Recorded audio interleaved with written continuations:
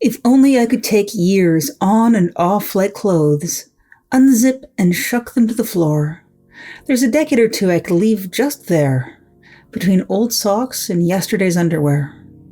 To sleep as unburdened as a teen, or slip them back on and slide through crowds unseen.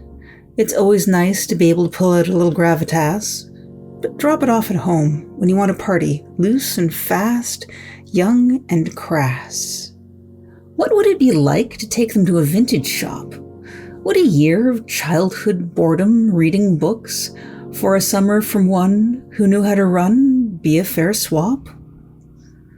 Some years, old and ragged, worn at the edges and foxed at every corner, would they gather dust and smell like must between the ashtrays and miscellaneous Elvis busts? Do years, like stories, change in telling and retelling, warp as they change hands in buying and selling? Worn thin through silence and repetition, in quelling and dwelling, faded into generic pastiches, like Hallmark cards in cliched romances, dried rose petals round the base of an antique bottle, substance fading as reliance decreases. Years can't be dropped too new, too fresh. To lose context of daily life would be a violence unto the self. But maybe some of high school, or just lend out to people who could stand to learn some empathy.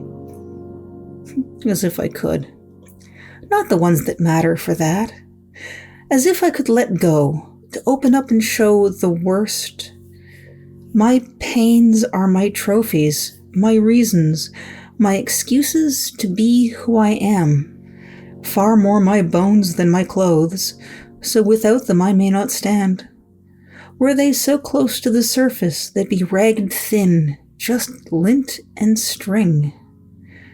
Ever had a thing you hate, but that you can't throw away? There's just no way to know where next they'll show if you let them start to stray. But stuffing them into the dirty laundry pile?